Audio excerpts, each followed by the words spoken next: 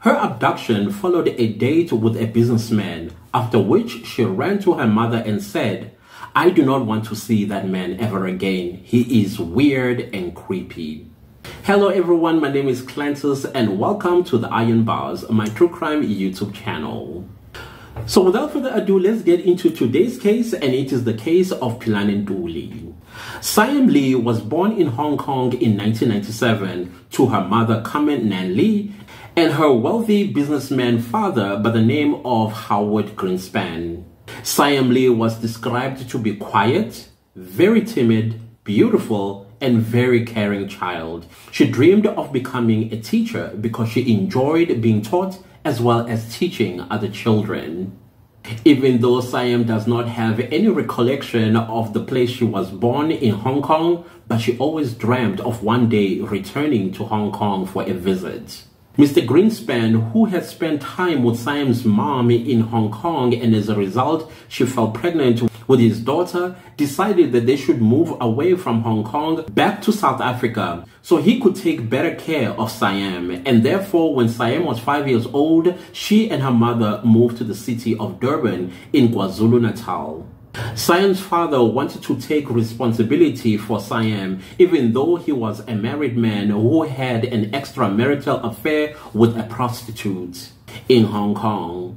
So upon moving to Durban at 5 years old, Siam's father ensured that his daughter went to the best schools. She even went to a prestigious high school in South Africa called Crawford College. Unfortunately, 3 years later, after Siam and her mother moved to Durban, her 52-year-old father, Mr. Greenspan, was found shot in his house. Fortunately, he had set up a trust fund for Siam so that she can get her education and become whatever she wanted. And Siam, even when she was done with high school, she still wanted to be a teacher. However, when Siam graduated from high school, her trust fund seemed to have stopped. And there was no explanation as to why her trust fund had stopped, considering the fact that she already applied and been accepted into a university in KwaZulu-Natal, where she was going to study teaching. So after Siam was accepted into a good university in KwaZulu-Natal, she then had to find means and ways of ensuring that her tuition fees are paid. Therefore, she started to work as a waitress, as a bartender, even as a swimming pool chemical seller. And at some point, she became a promotion girl for several brands around the KwaZulu-Natal province. However, in 2017, things would change for the worst for Siam Lee because she did not like the jobs that she was doing and they were paying very little amount of money. She couldn't even take care of herself with the amount of money that she was earning. And therefore, her mother decided that, you know what, we are going to work as a team. Siam's mother never stopped being a prostitute since returning from Hong Kong. And therefore, she thought if she took Siam under her wing and keep a watchful eye over her with the clients that she was going to get, then she would do this job temporarily until she has saved up enough or her trust fund had been reinstated so she can continue with her teaching courses. Having considered her mother's offer, she was then signed up with the Red Velvet, an adult booking website. However, not as an escort, but as a sensual masseuse. Siam Lee's mother, Anna Lee, made sure that people understood that Siam was never a prostitute, nor was she ever going to become one, even though she was referred to as a student in training. So after about 4 months after joining the Red Velvet, Siam would meet a rich businessman. The 26-year-old rich businessman was driving a black Mercedes-Benz Viano. This gentleman would frequent the Red Velvet looking for escorts to spend the night with him. In October of 2017, this businessman would arrive where Siam worked at as a sensual masseuse, and then he found Siam and took a liking to her, so much so that he asked her if she could go out on a date with him. Siam agreed. During the course of the day, he had sent Siam an SMS letting her know what time he was going to pick her up. It was 5 p.m. When 5 p.m. arrived, indeed, the businessman arrived at Siam's working place, where Siam's mother, Annan Lee, came with her hand already produced and introduced herself as the student-in-training's mother. As promised, the businessman returned to Siam at about 10:15 in the evening. But as soon as the businessman left, Siam ran straight to her mother's arms and said, "I never want to see that man again. He is weird and creepy." Siam's mother said when she saw the businessman, she did not sense any kind of danger from him, no weirdness. She said that if she sensed any sort of danger from the man, she would never have allowed her daughter to live with him.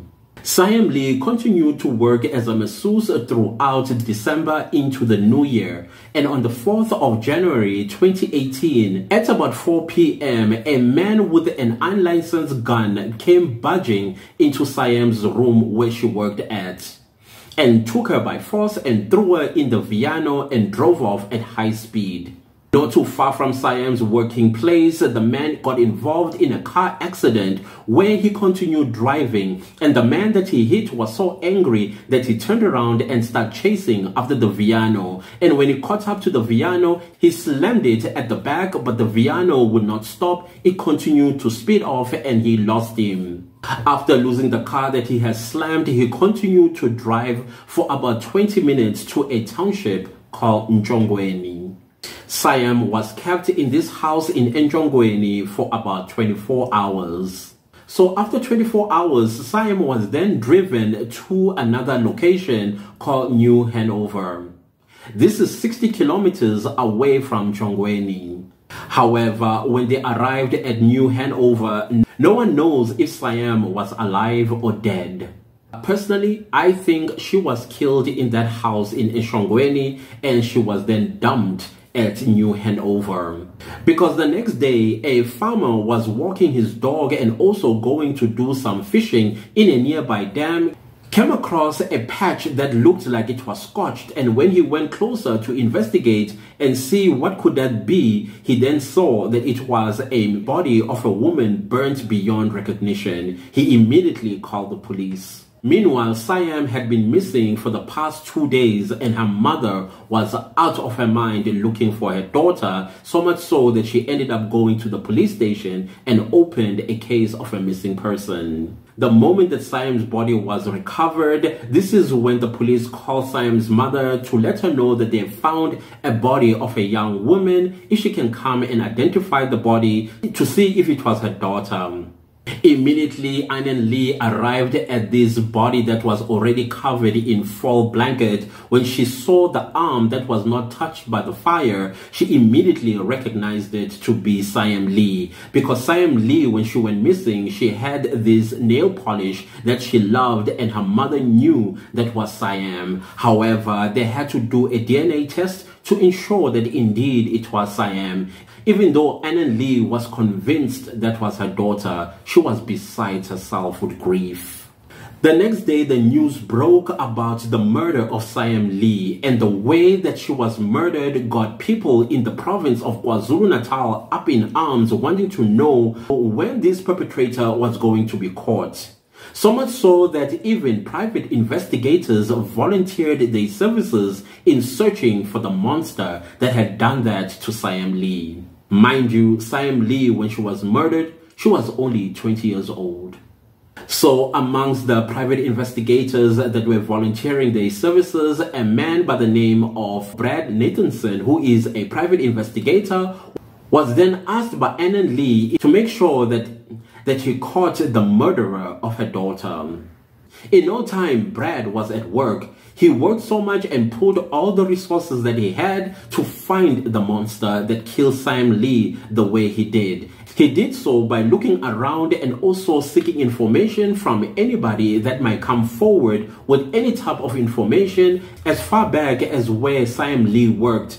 This is when Brad got a call from a man who said he was hit by a black Mercedes-Benz Viano and the driver never stopped. He sped off and he could tell that he was onto something. That is when Brad started calling around insurance companies to see if anybody had launched a claim for their Mercedes-Benz Viano after getting involved in an accident, and he made a hit.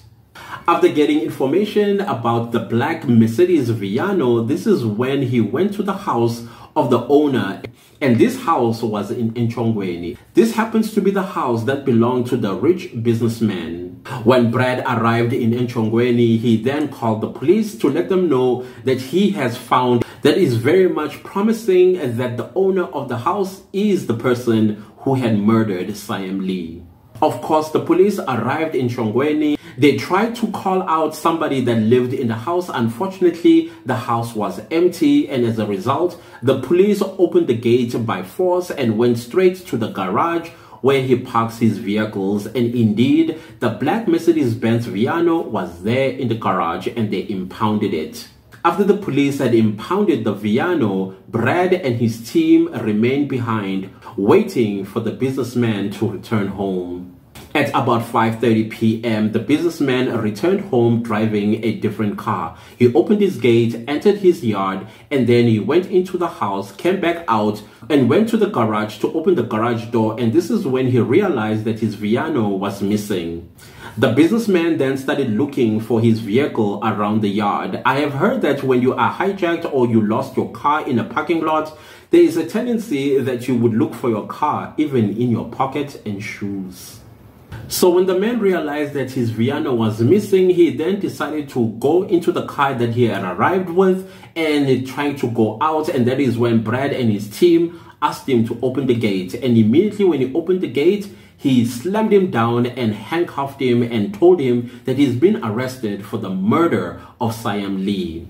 For one moment, Brad said as he was busy arresting this man, he thought he may have made a mistake because the businessman looked so put together, so well put together. He looked clean, he smelled expensive, he wore expensive clothes, expensive watch, including a Parker pen.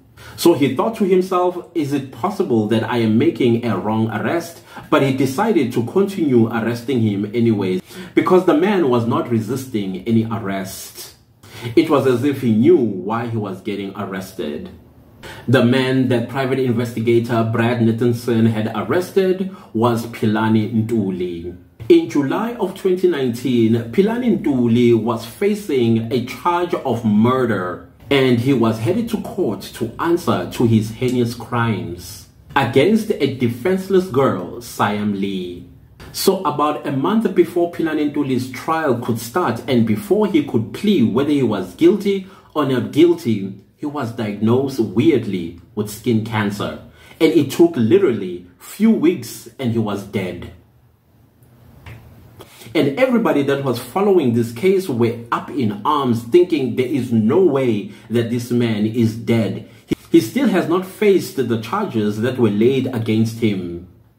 Many other people felt that because he was a wealthy businessman, he faked his own death and escaped the country to some exotic island somewhere in the world.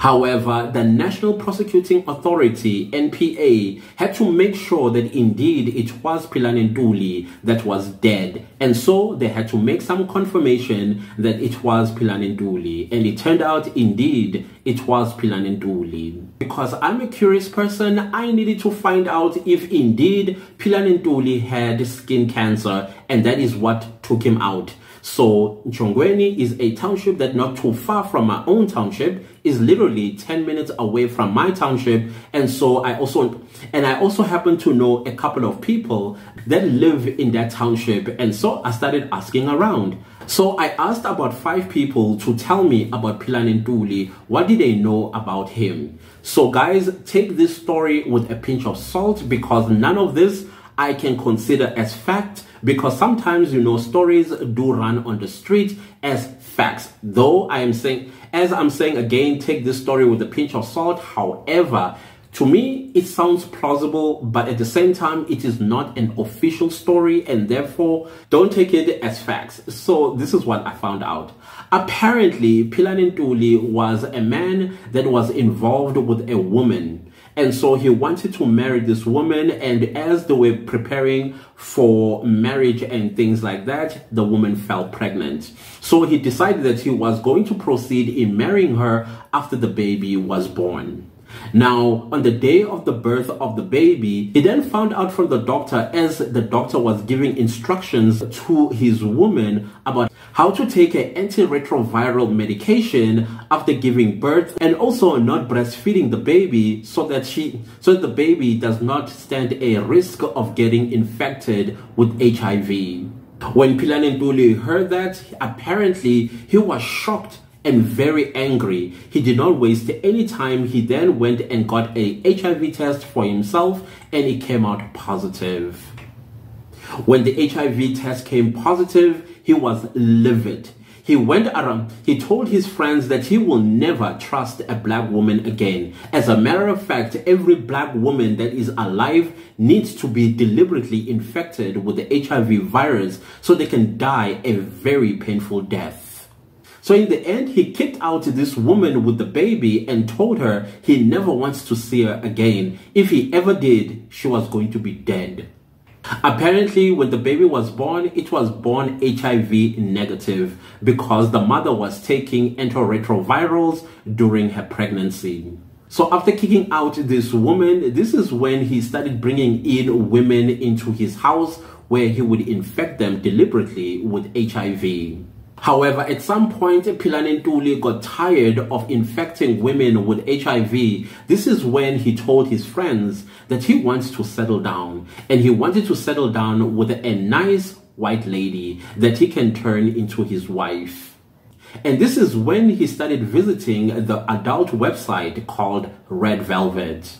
Apparently, his friends asked him how he was planning to get a white wife. This is when he said it's going to be difficult as a black man to find a white girl that is going to accept his proposals.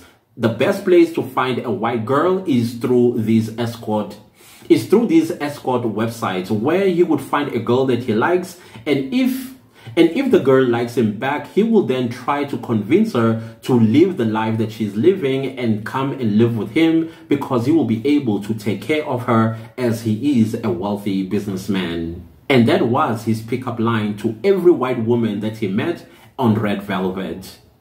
So in October of 2017, this is when he came across Siam Lee. And for some reason, apparently they hit it off like house on fire.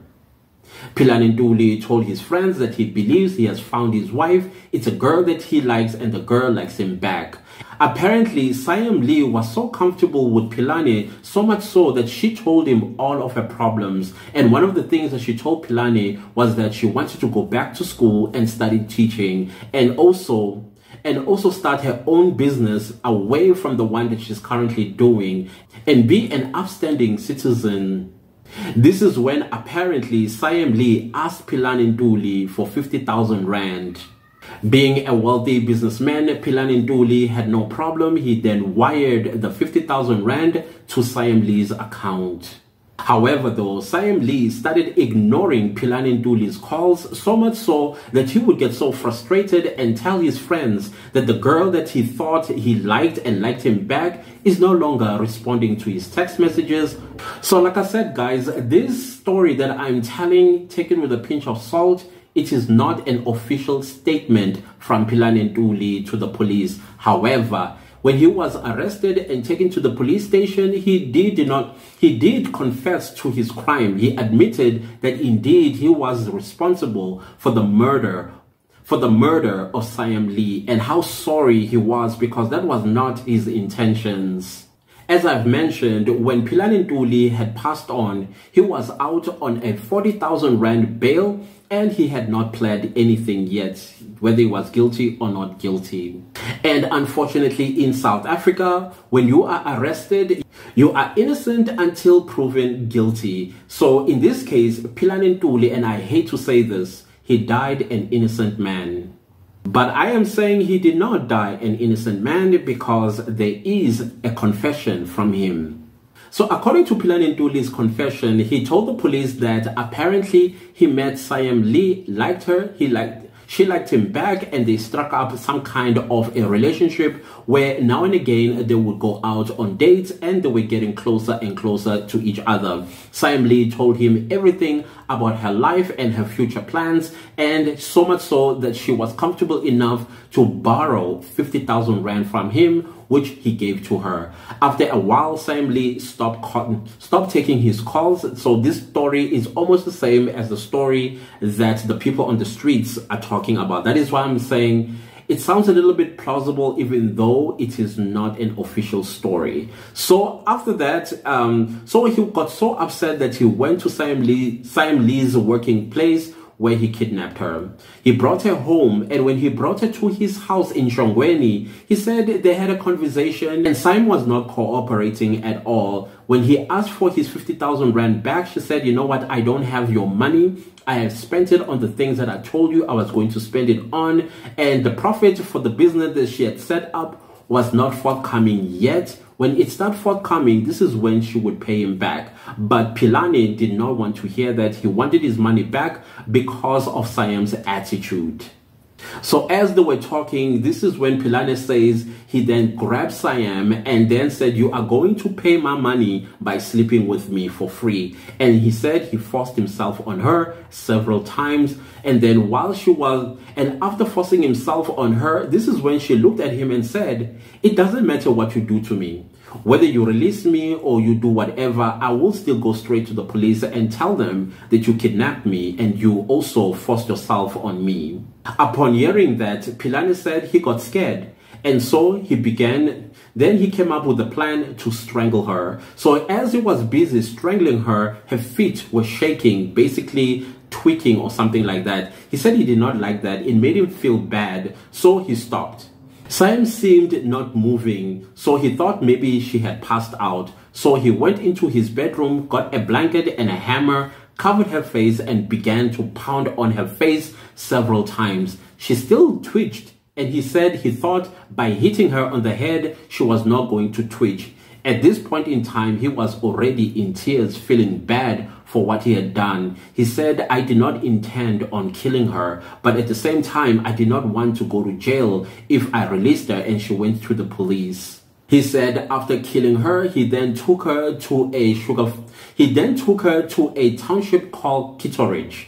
But there in Kitteridge, there were too many people, so he could not dump the body there because witnesses were going to come forward and point him out. So he then decided that he was going to drive on the opposite direction, going to New Hanover because it was a sugarcane field.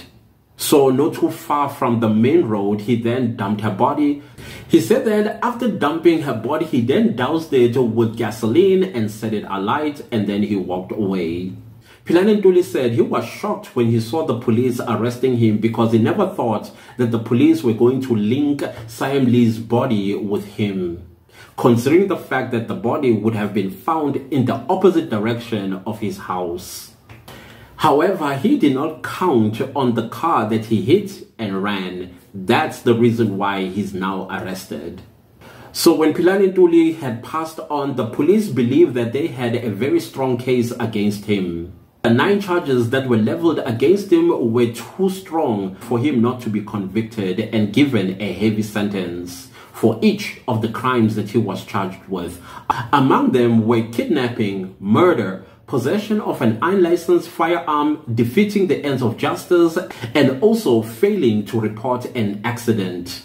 After Anna Lee had buried Siam Lee, she decided to leave the city of Durban and head to a different city and province in South Africa. I will not mention the province and the city's name for her own protection because there are some people who believe that she is responsible for the death of Siam Lee for introducing her to prostitution. Philane Ntuli was 30 years old when he died of skin cancer. It is truly sad for me that Siam Lee and her mother will never see justice for what had happened to Siam. Philane Ntuli was evil and obsessed businessman who needed to rot behind the iron bars. If you enjoyed this story, give it a like, subscribe to my channel if you have not subscribed yet, and don't forget to click the bell notification so that you get notified every time I upload a new video. Please do leave me a comment down below and let me know what you think of this case. Please share the video far and wide, and thank you so much for watching. I will see you next time with a new true crime story. Goodbye.